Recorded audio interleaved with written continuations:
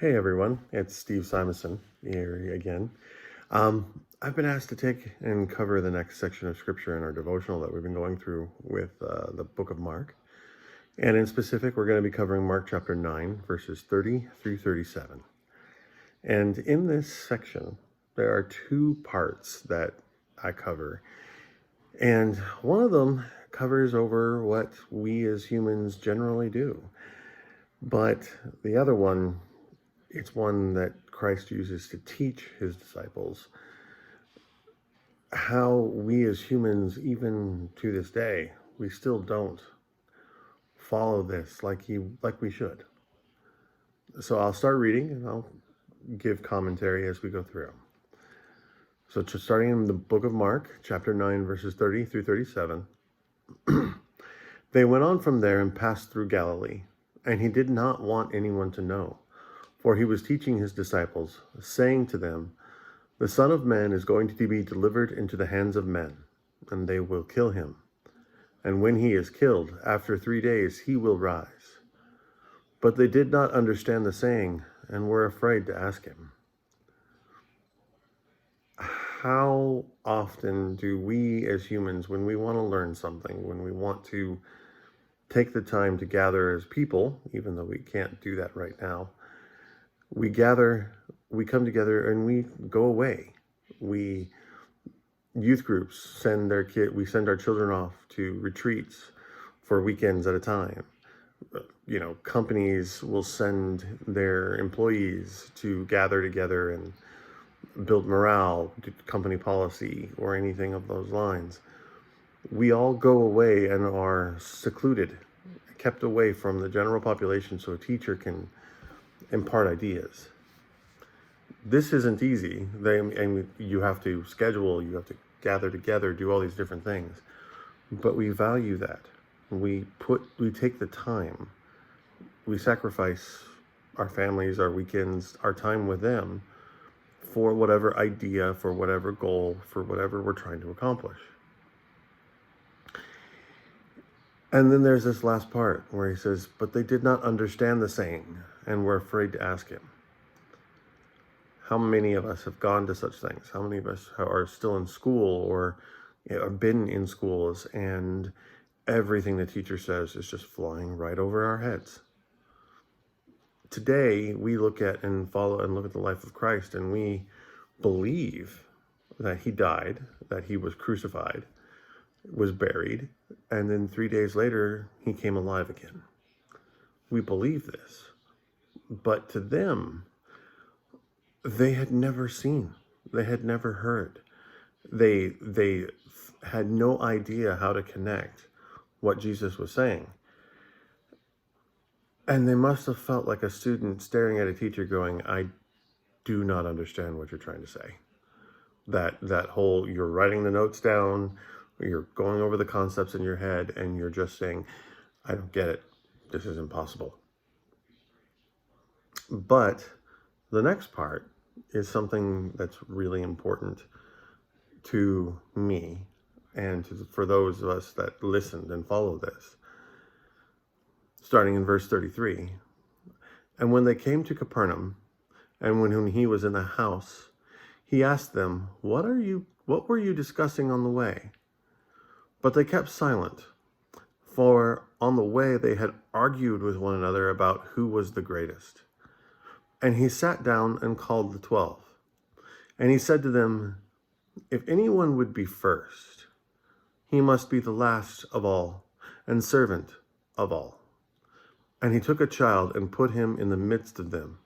And taking him in his arms, he said to them, Whoever receives one such child in my name receives me. And whoever receives me receives not me, but him who sent me.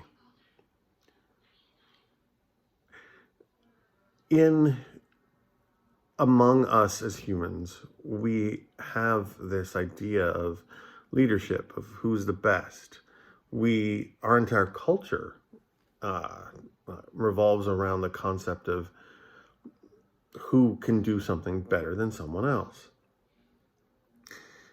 Look at how we idolize sports figures. Look at how we idolize people of intelligence or people who make lots of money.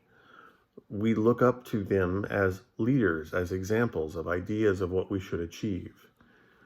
And that's what we do as humans. We do this. It's, for better or for worse, it's how we treat each other. And the disciples were no different. They, 12 men and Jesus, and who knows however many else besides the 12 were following along, were arguing with one another about who was the greatest among them. And Jesus knew it. I mean, he was the Son of God. I'm pretty sure there's absolutely nothing he didn't know. And he said to them, "What were you guys discussing on the way?" He wanted to take the time to instruct them. But they were silent, for they had argued with one another about who was the greatest. So that says to me that they knew they might not have been doing what they should have, or that their argument took on a tone that wasn't uplifting. And when he sat down, he said and called the 12, and he said to them, "If anyone would be first, he must be last and servant of all."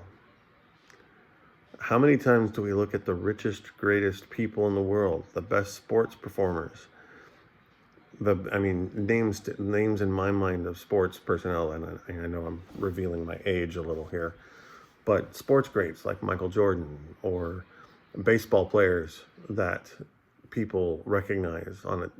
All these people, we look at the one, but we forget that they're part of a team, and that all the people on the team were part of that.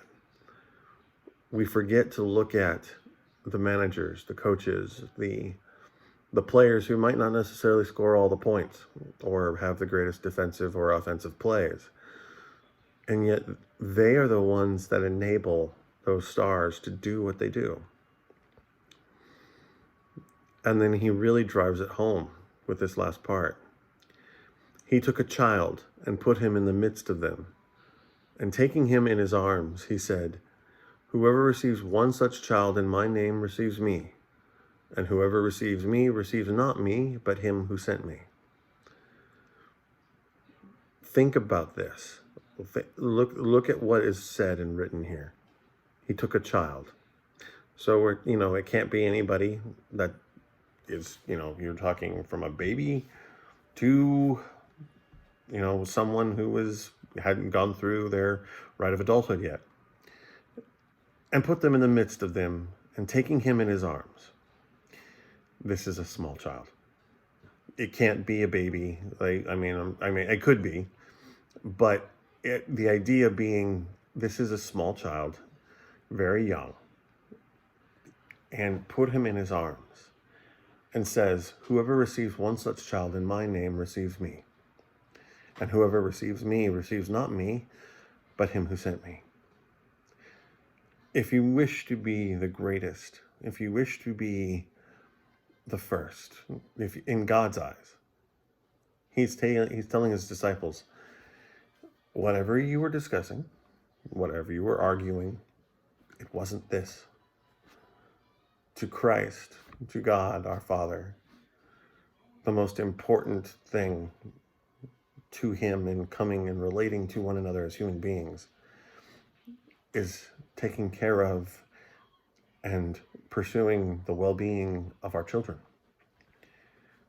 There are cultures the world over that have this mentality and idea in them. But Jesus himself says to his disciples who are arguing who was going to be the best, who was the greatest amongst them, and nothing that they did or said in God's eyes would make them the greatest. Nothing would have ranked them superior to one another, because he takes the time to say, this small child, do as I do. Take them in your arms. Receive them in the pursuit of who I am and what I am. And when you do this, You're receiving not only the child, you're receiving me and him who sent me. I teach Sunday school. I've worked in children's ministry for a long time. And that's really even not what Christ is saying. I mean, yes, I take the time and sacrifice all that sort of stuff, my time, for those types of things. But our first and only and main priority, besides following after and serving God and doing as he asks, should be taking care of our children, taking care of the next generation of our children. I mean, the best example is like Christ himself says, do this and you'll be the greatest. Point to the inverse, point to the people whom did not. We all know the story of Jonah and Nineveh. But most everyone skips over the end, the final part of that story. We know the Ninevites repented. They changed their ways. And God didn't destroy them. But if you look at this timeline, you look at the story, you look and see what happens next, you see that the next generation did not follow after God. They did not continue what their parents had done. And they were destroyed. Utterly, completely annihilated. So take solace in God's promises, but also realize that the Bible itself says, train up a child in the way he should grow, and when he is old, he will not depart from it. Being great isn't about what you do. Being great is about what you do and whom for. Being the last instead of the first. Being the servant of all and looking after the generation of children that come behind you. That's something that we as a people, as a culture, as a race, we can do a lot better at. And yet, throughout it all, we still don't learn, and we still don't do it like we should.